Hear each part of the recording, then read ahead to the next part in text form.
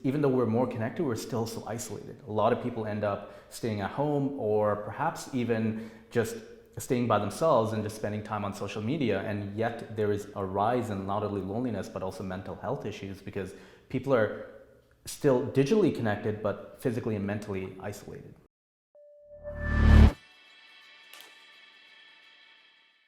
Hey guys, welcome to another episode of the BloomX podcast. Thank you again for MCRO for sponsoring this episode. You guys have been doing a great job on continuing to support us in the community we're trying to build. MCRO, if you guys are ever looking for any programming help, building apps, software, definitely hit them up. They're super responsive, LinkedIn and other channels. And also, again, thank you for Huddle for having us here at this beautiful space and filming out of the conference room. Shout out to you guys. Okay, Najeeb, thanks for joining us. You're here to promote Council.Club, a new initiative you're working on, as well as a book here you brought on. So thank you for bringing us a copy. You're welcome. So funny enough, like we reached out and started talking, and right after we talked, Henry actually found a video of you here at Huddle talking about co-working spaces and stuff like that. So we had kind of a weird, what the heck moment, because we thought we were one of the first people here, and we never ran into each other, right? So cool to finally meet and sit down and talk. Yeah. Let's go on a little deep dive of co-working spaces and your involvement. Interesting thing, you're an previous architect? Yeah. Used to be an architect before. It was my past life, and now shifted over here. But we can go wherever you want. Awesome. Well, let's start with that. Like, how does an architect go into creating books, going into co-working spaces? Like, what's that journey look like? Yeah, so it was interesting. So while I was in university, I went to Ryerson, and I don't know if there are any alma maters watching, but there we go. So the thing is, while I was in university, I was kind of like yes, I would study, but then I would also look at how do I kind of go about and move forward, right? So yes, I started getting a job in the summer, but then after I'm like, you know what, I really want to work by myself, right? So while I was in first year, I partnered with one person who was in second year and one person in third year, and we're like, hey, let's start a business, right? And the fascinating thing about that is we knew nothing about how to start a business, and entrepreneurship wasn't cool and hip then. This was 2006, right? And I'm pretty sure you can kind of relate, starting businesses before. So we started doing the only thing we could to make money, which was teach programs, right? And the thing is, we taught Photoshop, AutoCAD, etc. Yeah. The fascinating thing about that is that we actually didn't have laptops or classes, so we basically went into the labs, the school labs, and taught over there, right? And I didn't know the advanced level of the courses, so I basically learned it during the day, and I would teach it in the evening, right? And then from there, we eventually went into getting our first project and doing a renovation for a house and starting a business. So we actually worked in Ontario, worked in Mexico and Africa as well, designing houses. But that was while I was in university, went into architecture. And right after that, I realized working there, because it was around the 08, 09 kind of recession area. So there wasn't a lot of new renovations in Canada. And because of that, I realized I wasn't really excited with what I was doing, right? So I'm like, you know what? I have my license, right? I can stamp small buildings. And I just wasn't happy with where I was. I looked at my boss and he has a great life, but that's not what I wanted to do, especially because I was doing a lot of things by myself. So I'm like, you know what? I'm gonna be doing the most sensible thing I could, which is I buy a one-way ticket to South America. And the only Spanish I knew was uno, dos, tres. Yes. Right? So so I went there. There was an earthquake devastated city there. And I'm like, hey guys, I have an architecture background. Do you guys want help? And they're like, yeah, come on down.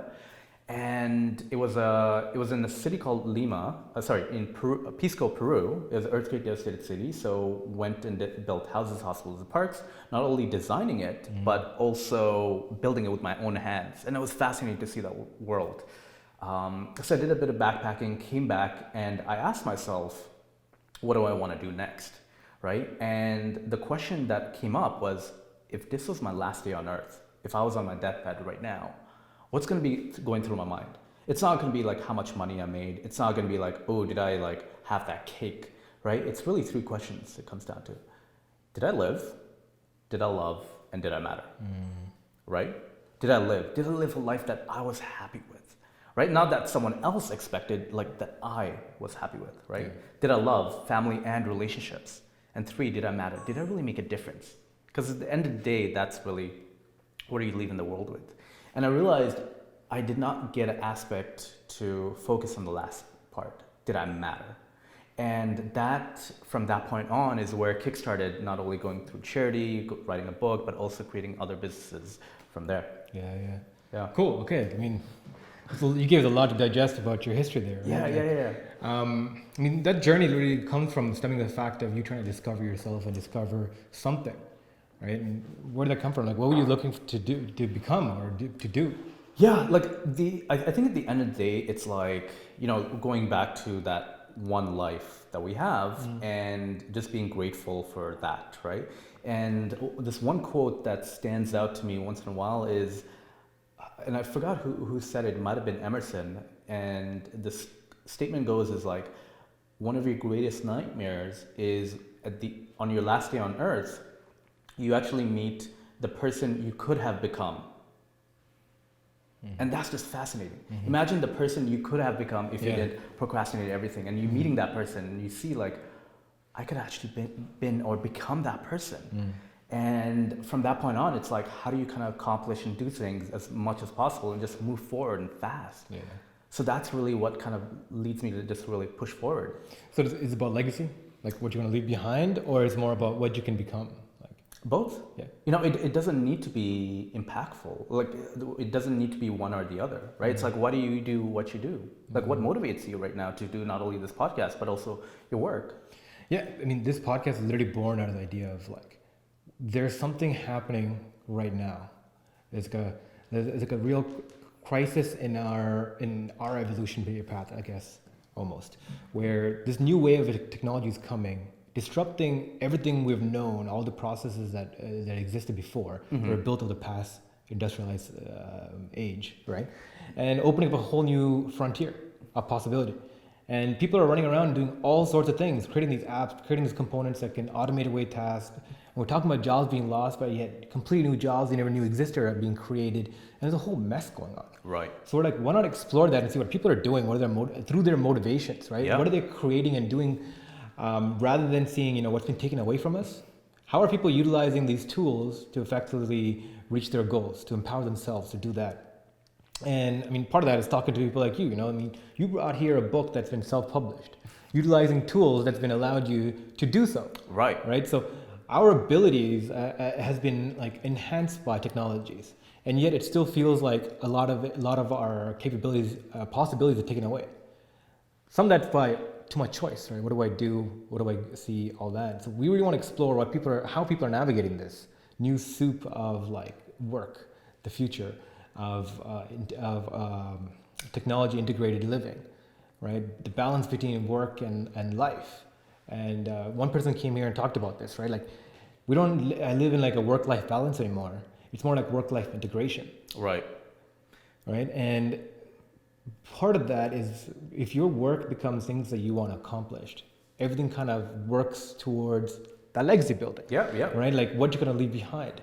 Right? Your work becomes your vocation at that point. Right. I mean, I talk about this a lot now about Naval Ravikant. He's like the co-owner of AngelList. One of the fantastic, amazing thinker. Right? Yeah. And he talks about how technology is almost turning us backwards as a society. Where the previous industrial age, everyone kind of came together in big groups and worked for these large corporations, chased that government job, that stable income. I just sit here and I get a drip, constantly feeding me, helping me build my family, all that kind of stuff. Now we've become independent. And for some people that's amazing because they're naturally, they're like, go get it, hungry for her life, know exactly where they want to go or have this drive behind them. Right. But a lot of people are lost.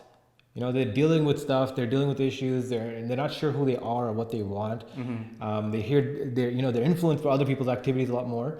And the wide base of people are like really lost and confused right now about, what to do and who to become. Yeah, and I think there's like different aspects to it, right? So the topic of loneliness, right, is like one issue. The other is purpose, right? Like why do you do what you do? The other the third thing is the aspect of technology, right? So if we kind of break these apart, we look at the last one first, like technology, right? If you look at what's happened several years ago, it's very similar to what's happening right now, right? We still want to eat. We still want to get to one place to another. We still want goods, right? Technology has just made things easier, right? So you want to go from one place to another. Before you might walk, you might use a horse. Now you just push a button.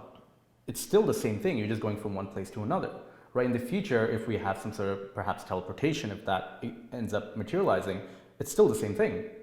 Going from one place to another is just a medium that changes, right? Food, before it's like, everyone cooks by themselves, or you go forage for something, and then now you push a button or someone delivers to you, right? Or you go to a restaurant and someone cooks it for you. So the concept of technology just changes things, the method. However, we still have the same basic human needs. We want love, sex, hunger, etc. Right? So that is one aspect from the technology point of view. The other thing you mentioned is about the purpose, right? It's like, why do we do what we do? I think there's different elements of it, right? And it's kind of tied to the loneliness aspect as well, which is too often we're stuck in the weeds and we don't really take a step up to breathe and see, okay, where are we right now, right? And more often than not, it often happens to a lot of people when some major change in activity happens in their life. Yeah. So someone passes away, like a divorce or like a kid being born, then you stop and think, it's like, hey, what's exactly happening, right? Is this how I want my son or daughter to grow up? Maybe not, right? What kind of life or what am I providing for them? Mm-hmm. That actually changes it. Sheryl Sandberg, she actually mentioned, the CEO of Facebook, she actually mentioned she was much more productive when she had had children, right? And you see that from a lot of parents as well, right? So the purpose aspect, it changes when you have a major life event, right? And I think the other part, which is loneliness, which you touched on, is that the fact that even though we're more connected, everyone has a giant computer in their pocket, which is a cell phone, right? You can connect to anyone, you can talk to anyone. Not even can you talk, you can do Skype, FaceTime, or Zoom or whatnot. And because of that, you can literally almost see face to face, excluding VR, right? Perhaps. So that is, even though we're more connected, we're still so isolated. A lot of people end up staying at home or perhaps even just staying by themselves and just spending time on social media. And yet there is a rise in not only loneliness, but also mental health issues because people are still digitally connected, but physically and mentally isolated, Yeah, I mean, this is like the turning point of our culture right now. I mean, are the machines connecting us, or are we connected by the machines, right? Like, Matrix style, Yeah, exactly. Yeah. Right. Like, who is the enforcer? Who's utilizing whom? Yeah. And I think this has become a great fear among a lot of people, right? Like, what the machine's taking over. I mean, that's been like a forefront of our culture for so long. Right. Right. This is the Terminator, right from the Terminator, right? Skynet kind of stuff. Right. Where the machines rule over us, the Matrix, where the machines utilize us. Right. And it's like, do we become slaves to the things we create, or do we become better because of them? Right. I mean, one of the greatest thoughts I've heard is like, the concept of when fire was created, right? Fire is a technology, right? When fire was created, we changed. We lost the gut bacteria to digest, uncooked food. Right. We actually gained more calories per gram from cooked food, and we're able to, absorb more energy, right, per time. And because of that, we're able to develop brains. Like, it's part of our evolution. It changed us as a species. Technology made us human. Right. And I mean, I think a lot of people forget that because it seems like we have come to the point where technology is magic, I mean, we don't know how Wi-Fi really works. We just know things just load up and things work. Yeah. Right? We don't know how the light bulb turns on. We just know electricity comes here. Yeah, exactly. There's so much deep knowledge that we don't understand that it seems like it's just part of our life. It almost like it controls us. We're used to these artificial environments that almost like it's designed to control us. Like our work life, our school life. Yeah. Right? We're put these institutions that kind of drill us down that technology is meant to keep us in a box. Yeah. Society needs us. And if you think about it, we're not getting any less technical as a society, right? We're just, if anything, getting more technical, right? And I gave a TED talk 2 years ago, and it was about the concept of how do you kind of prepare for future jobs, right? And one being which is you have to realize first is we're technically already have cyborgs. If we don't have our cell phones in our pockets, we feel like we lost something, a part of ourselves. And in a way, that makes us partly cyborgs, right? And if you think about it, if we're getting more and more technical as a society, we have, like smart rings, we have other technological, like smart watches, gear, everything, right? The devices, not only on ourselves, but also elsewhere.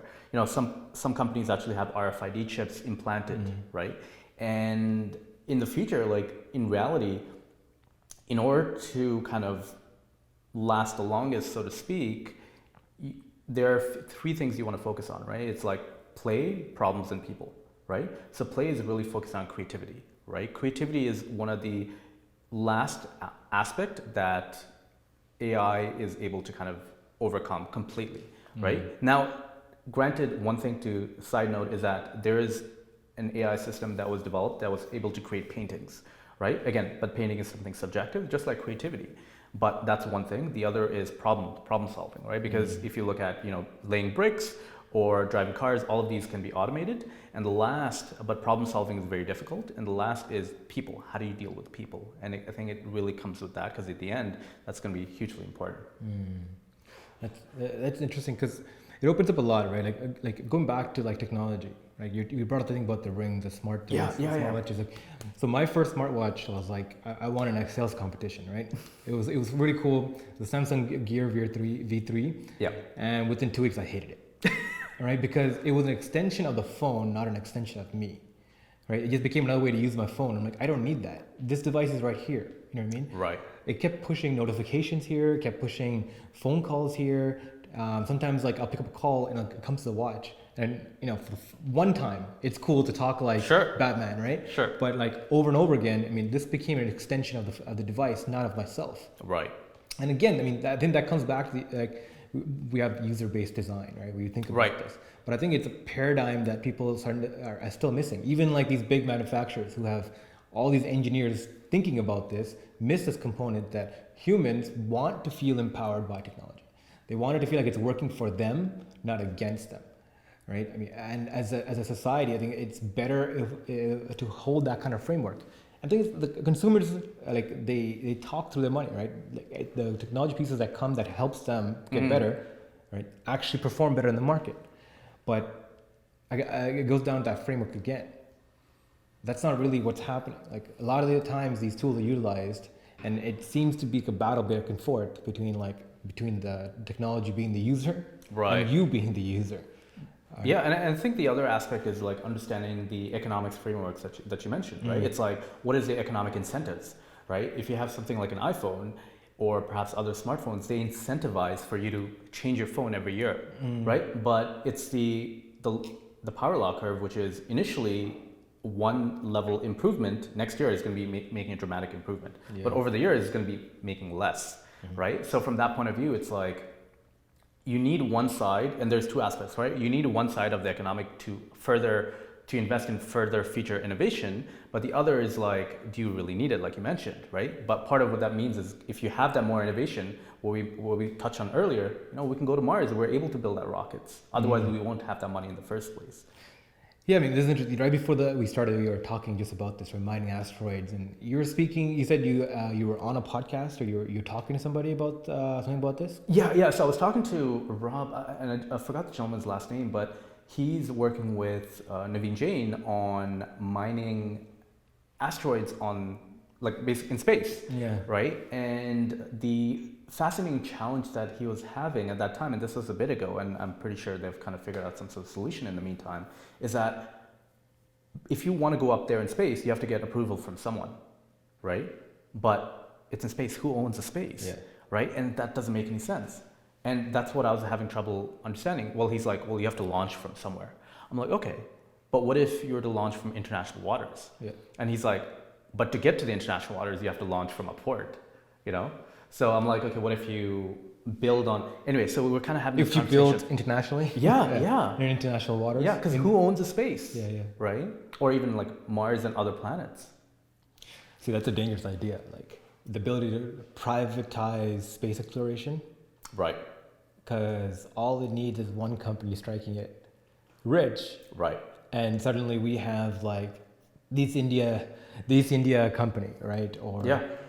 like which back then was like one of 7 companies worth of Yeah, it was one of the largest. Yeah. yeah, and like that, like a corporation that can bloom out of nowhere and suddenly overlap governments, Right. because that's the potential of space. Like that's but the same so this idea of space exploration really fascinates me. Right? Yeah, So yeah. When the moment you brought it up, Henry started laughing because Yeah. we obsessively talk about this a lot. And if you look at like something like real estate, right? Like a lot of like if you here in Toronto, we are in Toronto in Scarborough, real estate is obviously becoming more and more competitive as it is in major other cities. When you look at before in like the 1700s in many new cities, how did they really come up with real estate?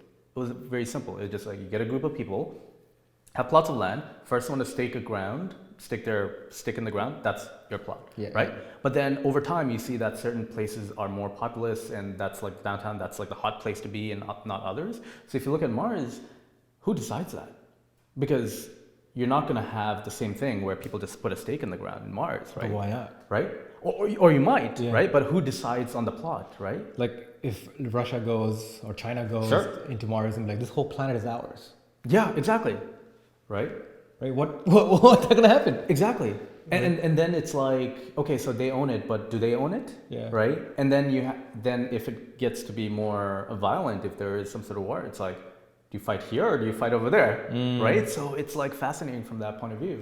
Absolutely. And one of the fascinating things is seeing the difference between like Blue Origin and what's it, SpaceX? Yeah. SpaceX being like, okay, we want to be the manufacturer, right, that can produce these rockets to take you into space. And the Blue Origin is like, no, we just want to be the postal service that provides the infrastructure to connect everybody, right? Right. So there's space exploration out there. Perfect. You're going to be using our service. And it's two various parts, but it's the developing space ecosystem now, because people are coming in there.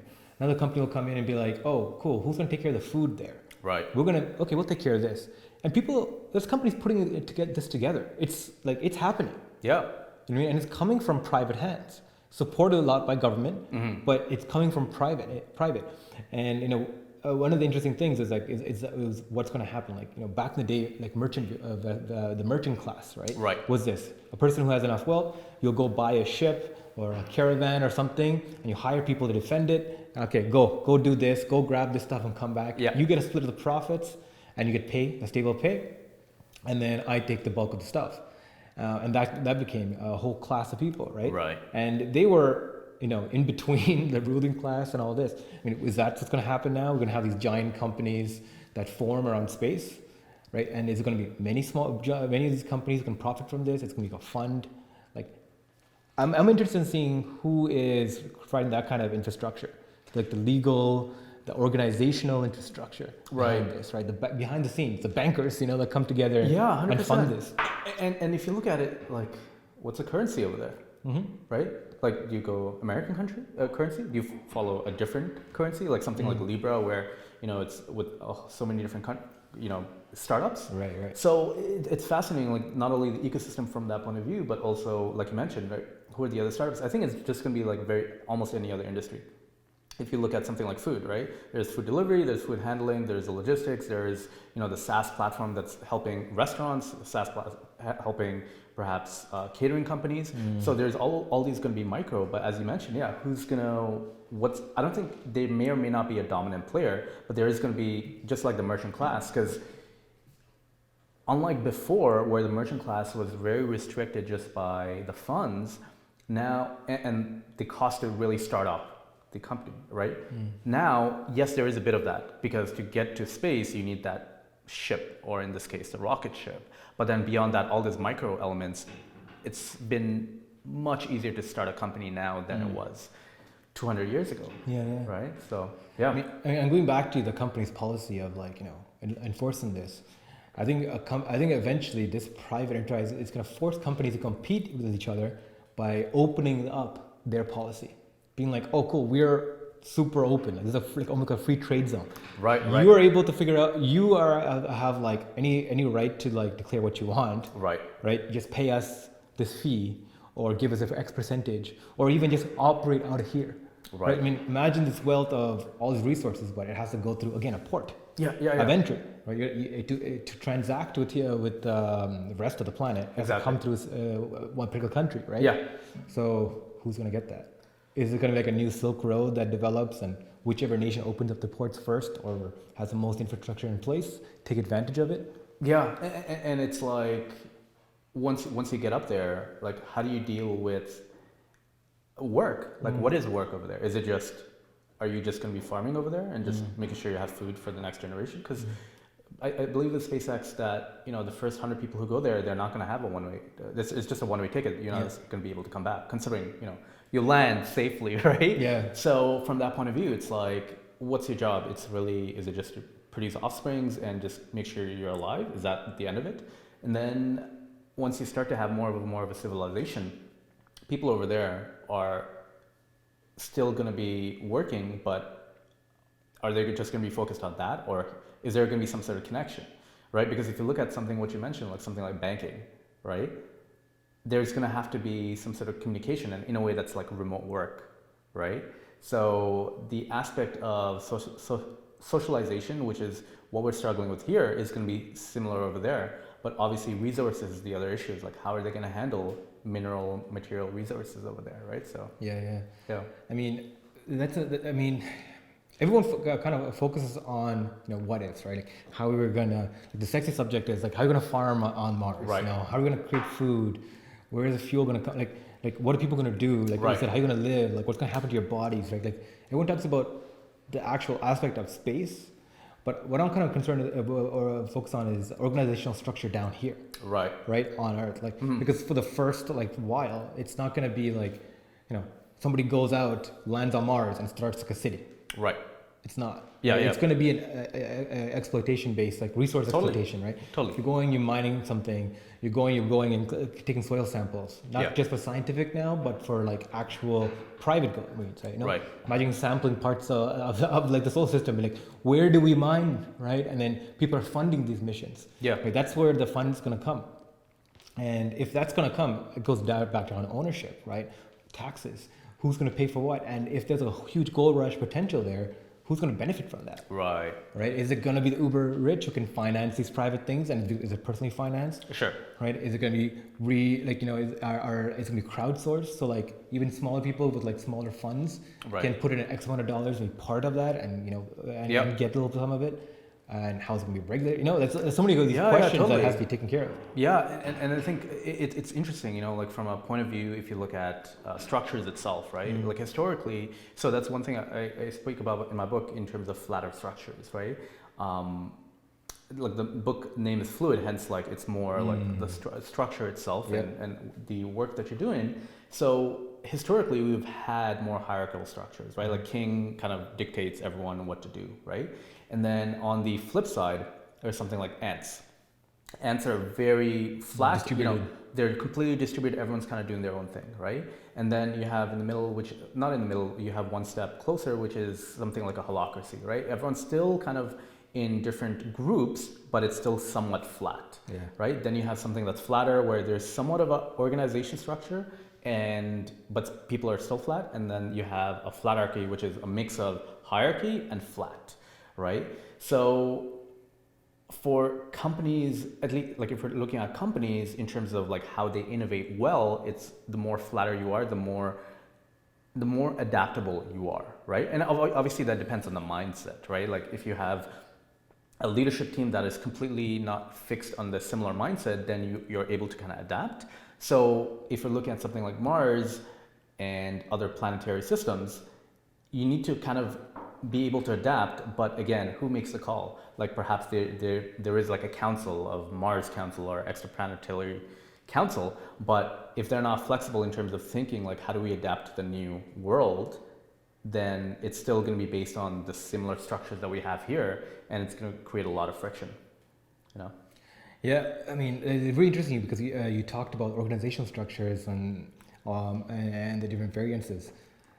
like, what do you think is like an ideal organization? Like, is there an ideal? There isn't. There isn't. Like, as much as a lot of people might say, go completely flat or go completely hierarchy, it really depends on the team size as well, right? Like, I mean, if you have, let's just say 4 or 5 people, it might not make sense to be completely flat, right? And again, it also depends on something that is the mindset of the leadership team, right? And it's also dependent on what you ultimately want to do. It also comes down to the purpose of the company, right? Exactly. What you're trying to achieve. Exactly. So if your purpose is really just to have real estate, you don't necessarily need something flatter, right? You just need someone who owns the real estate and like other people just doing the work per se, right? But if your concept of like, hey, how do we create more change in, let's just say, in our own company, right? Like, how do we perhaps look to be a bit more flatter so we can innovate and create new products and ideas? That's when you want to kind of be a bit more flatter. But it's very difficult, and this is where it's interesting. It's very difficult for taking a hierarchy company. So Zappos did this. So they had a hierarchy, right? Are you familiar with Zappos? Yeah. Yeah, so they had a hierarchy and they went to holacracy model, right? And it created a lot of stir. And it makes sense. Like, imagine you work at a company for 10 years, right? You work up like manager, senior manager, or like SVP level, and suddenly companies are like, okay, we're getting rid of all positions. You're like, what did I do all these years? What did I do, right? Is my pay structure going to change? But hold on, Sally over here, she just joined the company. She's on the same pay level, right? So you're like, well, I'm just going to move somewhere else, right? I don't feel valued. Exactly, right? And it's difficult. And from Sally's point of view, she's like, hey, I get more pay. I'm happy, right? I'm at the same level. And in a way, it kind of makes sense because, some people might not have the fixed mindset. Some people might have a growth mindset, so they are able to innovate. But it's based purely on ego. And I think ego is what holds a lot of companies back. So for example, Firestone tires, right? So, we probably heard of Goodyear, right? So Firestone tires is one thing. They were aware of radial tires, like the new innovation, right? Or to give you a better example, like Blockbuster, right? They thought they were in the industry of, renting, right? Renting hand to hand. But in reality, Netflix comes in because they're looking at it from the new paradigm of, hey, we're not fixed with the old model. We're starting with a blank slate. And that's what allows them to kind of change. Right now, Netflix might be innovated in the future as well, but they're doing a pretty good job. And it also comes from the leadership as well. Are they able to adapt for the new and experiment, the number of experiments they're running? Yeah, I mean, like, that's the interesting part of like Zappos, right? Like, they went the traditional way because as a new company, it's easier to control all aspects. When you're a hierarchy, you enforce a certain way, a certain vision, certain purpose, a mission. You can pivot, right? You can force the company in certain directions. And they raised to a point where they found their product market fit. They achieved a certain level of success and have enough revenue coming in that they can go and think higher level. How can we be more creative? How can we empower more people? And it ended up being the reason why Amazon acquired them, right? Like, because of their work culture. Amazon wanted that because of their creative ability. Exactly. And that's a whole beauty of empowering people. So, like, I think we take a lot of time in this company, like in BloomX, to think about that as well. Like, what's our organizational purpose? How do we organize ourselves? How do we empower people, but at the same time, maintain that level of that direction? Right. And I think it requires like an open communication within the firm 100%. Of where it's going, what your clear vision and mission is, and everyone be aligned with that. So as things change after like this, it doesn't affect your ego as hard because you feel like you're part of this bigger purpose, a bigger mission. I think the transparency is one of the best ways to resolve ego. When you're transparent about your goals, where you're going, especially as like in a leadership position, it inspires a level of camaraderie. Where it's like, okay, I'll give up a part of this. I'll sacrifice for now, but for a greater tomorrow, right? And I think humans are really inclined for this kind of mentality. The idea of I sacrifice now, but the future will be better. But I would kind of do a bit of counter argument is that not everyone's adept at thinking long term, right? It's a trained muscle that we have to think about. Because if you look at previously, our natural inclination of human nature is like, I have food, I have fire, I'm going to keep warm and feed myself. Because I'm not sure I'm going to be able to, one, live in the future, and two, if I'm going to be eaten by something else, or if this food's going to be able to last longer, right? So that's one aspect, and it's a trained muscle that we have to do. I'm not sure if you are familiar with this marshmallow test that they did with kids. Did you know about it? Yeah, so you give a kid one marshmallow and say if you want two marshmallows, you say you want just one now or two later. Exactly. Yeah. Exactly. So like for us, our human nature is like, hey, we want this now, right? But what ends up happening is we have to train ourselves, and we have for a lot of people, over time. It's like, hey, let's think long term, and it's part of the reason why a lot of people don't save for retirement, because it's like, hey, much later, right? I just want to worry about now. So it's a mixed duality that I think we just eventually need to like focus on and figure out how can we improve. I think have you explored the role of stress and that has on this phenomenon, the now versus not as much. Yeah. So what stress does to the brain? Yeah. Is that it forces all it to coordinate towards the now, the present, right? The fear, flight influence. Right. When you're stressed out, you have higher cortisol levels, you have all this. It forces you to be like flight or flight, Right. like survival mode. You're in survival mode.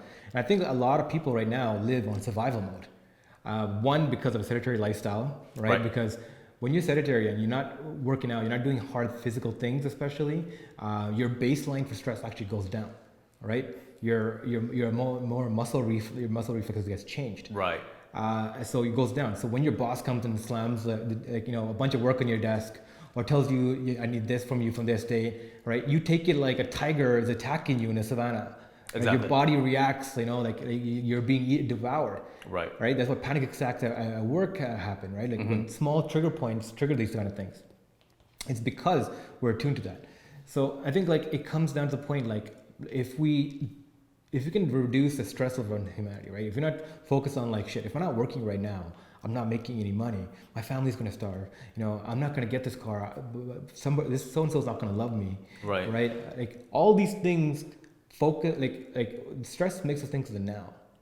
And I think to get people to think of the future, right? Whether it be an organization or as a citizen in a country, like to think get people to focus long time, you have to take care of I guess, the base level things, right? And to allow them to think of the higher level things. Yeah. Right? And 100% like the Maslow's hierarchy of needs. Yeah, 100%. Maslow's hierarchy of needs. So I think the main thing, one of the things I love talking about is universal basic income. Yeah, right? yeah. Andrew Yang brought it to the forefront now, but old idea from Milton Friedman to like older thinkers from before. Right. Right. I mean, right down to the initial thinkers of capitalism. Yeah. Right. The idea that the baseline of your income is no longer zero. You have consistent income coming in. Right. It forces you to train you to think, oh, cool, how can I get more income coming in? Right? I have this coming in that gives me X amount. How can I get more? And part of that is also to remove the existential anxiety of humans. If I don't do something now, I don't get to move on. I don't get to eat. Right? I don't get to have sex. I don't get to so remove these elements and you get a more creative society. And I think we're going to push towards this if we truly are going to be a machine automated society. Right. Because what machines can't do is be creative. Right. The creative element is something that we provide machines. Exactly. Right. And machines can take away like the hard calculation problem that we struggle with. We're not attuned to. They can do the mechanical number crunching. Yeah. But to have a proper machine and human a hybrid intelligence. Yeah. Whether it be an organization or whether, again, being a government, you have to remove this baseline anxiety for people. Yeah, and I think it's also the aspect of getting people to agree with it, right? And that's why there's a lot of political heat about it for Andrew Yang and a lot of others. A friend of mine, Floyd, he's actually leading the UBI Initiative here in Canada. Okay. And yeah, it's fascinating because it's not only do you have to try and convince a lot of other people, but it's also showing the use cases and everything, right? And I completely agree. Like once you have the baseline level baseline needs met, then it becomes much easier to move forward, right? And I think that's where it's challenging for a lot of people. Less so here, not to say there aren't people struggling. There's actually over 100,000 people who are food insecure here in Toronto. that it's also Well, like it's not other even places. based on, even like in the middle class, the upper middle class. Right. People living by paycheck to paycheck. Right. Right, a few $100s would break them. Even Yeah. if they seem like they have X million dollars in assets. Right. Right, in this city, an average house is what, $800,000. Right, you can have all these assets, but literally you're a paycheck away from breaking. Yeah. Right, so that is also existential anxiety. Yeah, and I'm curious how much, and I feel like it has. One, it's like keeping up with the Joneses, right? That person has this. I'm gonna also have this, and part of what that also means is like dealing with ego, and showing to others, hey, I'm okay, right? Because too often we don't talk about the negatives, we don't talk about the down, we don't talk about the challenges because we are taught to lead from our strength, right? And that issue of, like something like loneliness or, something you're struggling with, or if you look at like from a personal point of view, right? A lot of people, when you get married, it's like everyone knows about it, right? When it's divorce, it's very silent, right? Just like starting a company, a lot of fanfare, but when it goes down, it's like silent, right? And we don't talk about the challenges, but in reality, when we do open up about it, then other people who perhaps might have went through the same thing, they are able to learn from it, and it helps them as well, right? And I think that's the issue because we're so focused on showing our positive that we want to get the flashy cars, we want to get the flashy houses and everything, that we don't think about, hey, what are the basic needs that we need as people, right? Yeah, I mean, it goes back down to like where people think, like how we think about progress in society, right? We think the rat race is, the problem with the rat race of like trying to get ahead in life, Right. is that it, like as a whole, it actually propels us. The consumer society Totally. kind of propels us forward, right? Where like everyone's struggling to like, it's like a giant mound of resources. People are just scrambling to get as much of it under them as possible, Right. And they look over and another person has more, and they want to put more under them, and they feel like they should have, and they feel like there's a baseline that needs to be hit because they need to survive, Yeah. right? But like they need more than that, right? Like like the rat race of all these people having anxieties, like have more, push it, like propels the economy, propels society. We've kind of manufactured it to be like that. Yeah. Right. And it's interesting, like if you look at it from that point of view, it's like we're taught by whom, right? Like our parents and the education system, right? And if you look at the education system, it's like it's good for what it was. So if you look at the education system, in the 1600s, the model is still the same of the way we teach. Like there's someone at the lecture hall and everyone else is trying to pay attention, and you'll see like two kids like sleeping, right? So the model hasn't changed as much, right? And I think the thought process of, let's just say if you go to business school, or if you perhaps go learn coding, right, at a four-year institution, by the time you graduate, so many things have changed that professors are trying to catch up and keep up with everything else, right? Not only the mindset, right? And even if you look at education, the old process before used to be like, hey, going to school was everything, all you needed. But now there's not only can you have other alternatives, but you can also pay for school separately. Have you heard of income share agreements for school? Income share agreements. Yeah, so basically, right now, an average person who goes to college or university, they graduate, they have perhaps like 20, 30K in debt, right? Much more so if you go to medical school or whatnot, right? Income share agreements is like, hey, you come, you learn, don't pay us anything. So you have two options. One is you pay whatever the fee is, or two, don't pay us anything. When you graduate, then you pay a small percentage of your income until you've paid the tuition, and then you don't pay anything, right? So what ends up happening is on the old model, it incentivizes your growth. Yeah, exactly. On the old model, it's like with existing universities, it's like, hey, the universities just teach you and they're done. Is anyone considering this?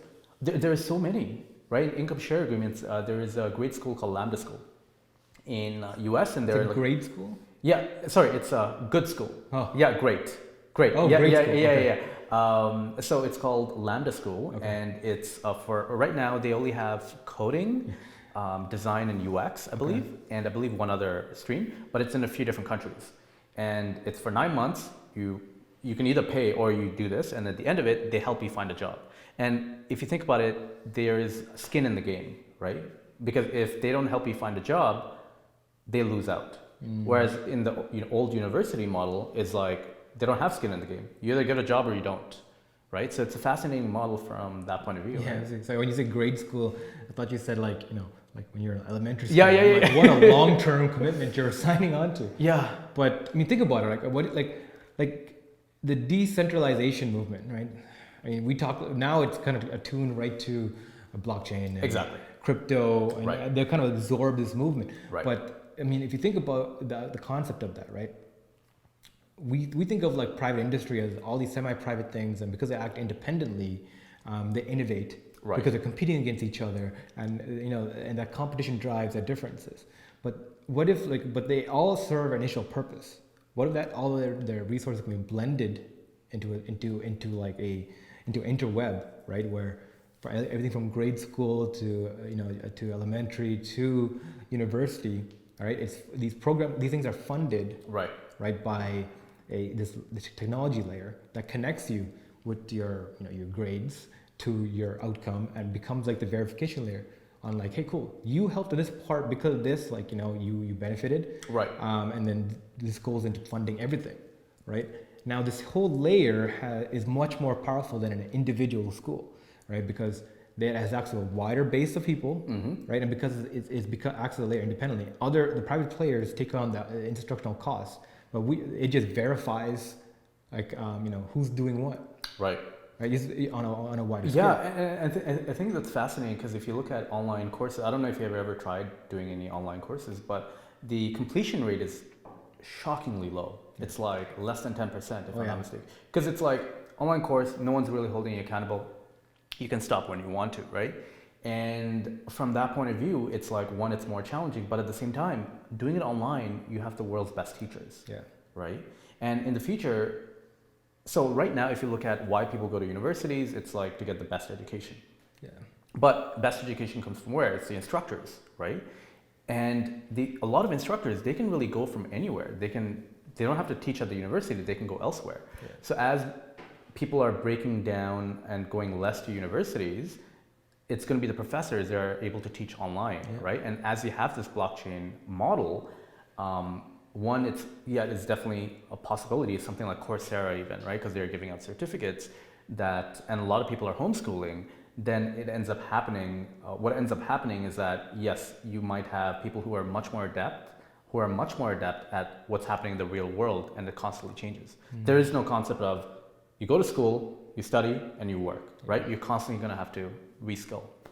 Yeah, I mean, that's a really interesting idea of like giving back to the institution that provided for you, right?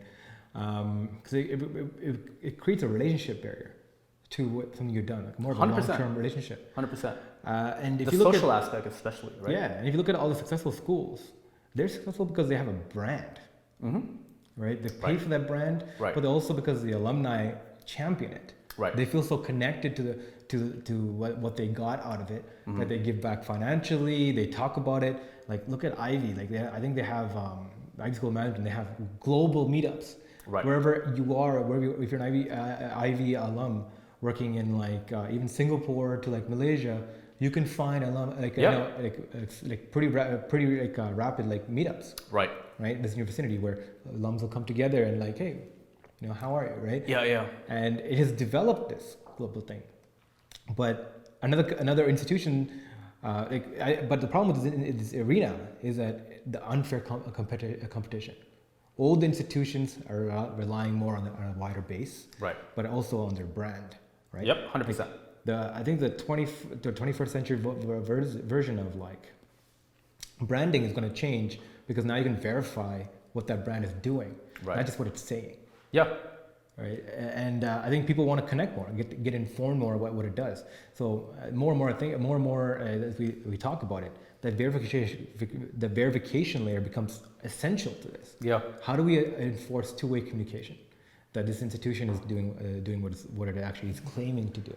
Yeah, and it's interesting if you also look at their flip model, which is like halfway through the system, which is Stanford Dropout. Yeah. You hear that so often, Harvard Dropout, right?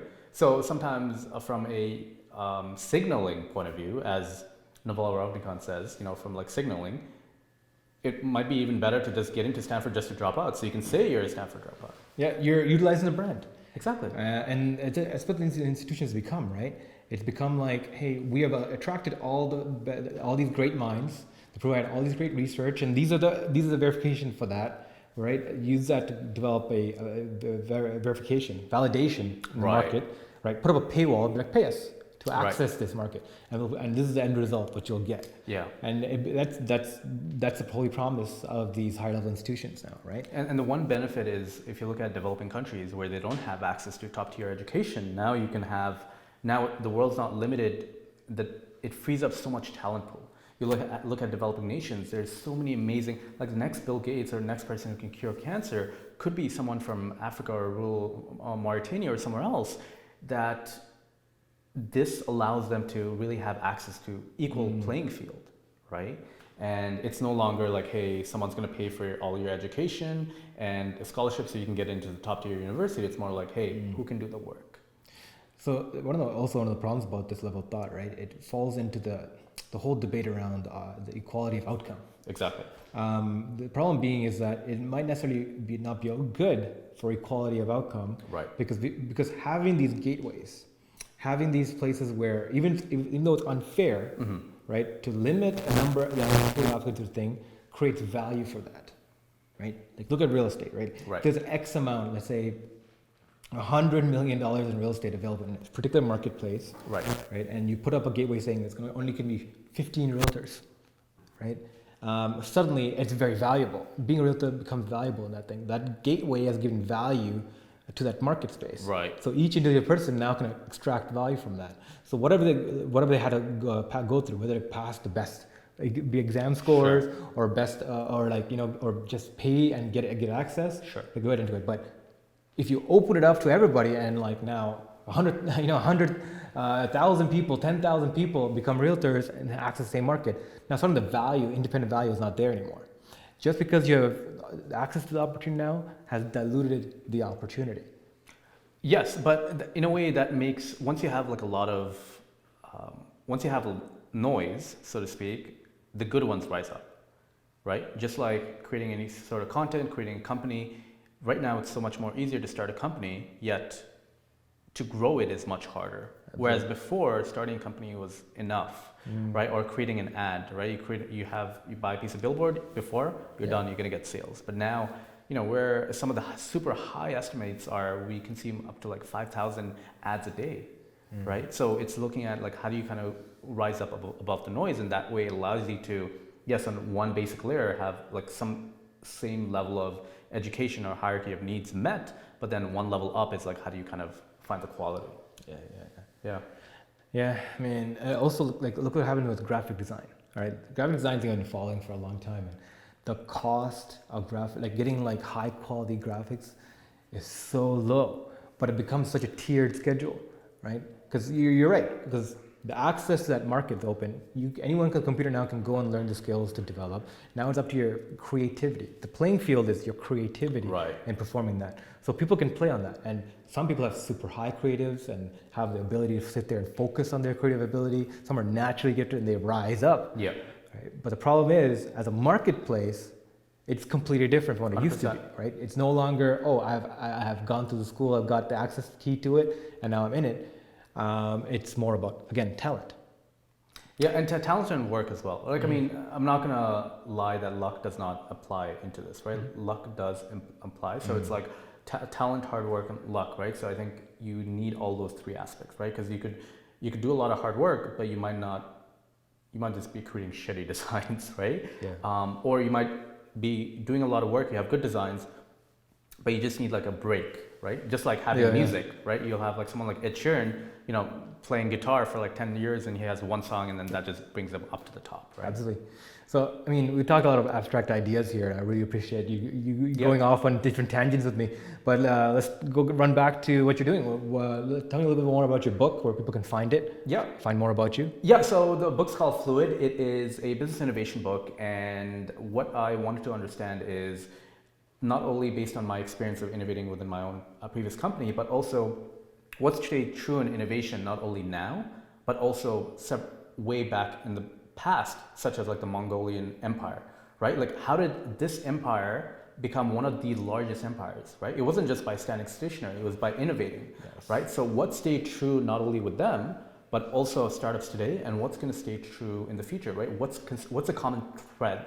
And that is basically what I came across in this book, and that's amazing. what the book's about. Yeah, I love studying the Mongols. So I ran into a YouTube channel called Kings and Generals. Okay. Obsessed. I am so obsessed because I think it goes into strategies and the thought patterns of different cultures. Yeah. I started with the Mongols, when reached into other ones. Gotcha. But it's such a refreshing look when you study a different culture and how they organize themselves. Yeah. Because it comes from a different realm of thought. 100%. And it opens it up. So really gonna appreciate this book. 100%. I'm gonna go through that. Awesome. Hope others can find it too. Do you have a website or anything you want to pull up and showcase people where to find it? So one thing I'm focusing on now is Council.Club. So Council.Club is a community of remote leaders. Yeah, there you go. So it's basically often when we work on our companies, or if you're working remotely, what ends up happening is people are just working by themselves at home or a coffee shop, but you're very isolated. You can't really talk to others. So Council.Club is a curated community of remote leaders. So, what if you can virtually co-work with someone, right? It's all done through online. So whether you're in Vietnam or perhaps Australia or Toronto or London, you can all have someone to bounce ideas with, because often we're just isolated by ourselves. So this is kind of like having a virtual, co-founder even, right? So that's Council.Club. Great. And perfect. Yeah. Awesome. Where can we find you? What are your socials? Yeah, so it's Najeeb Khan is my website. You can find all the information there. And I'm at It's Najeeb on all the different socials. Perfect. Awesome. Thank you. Awesome. Thank you.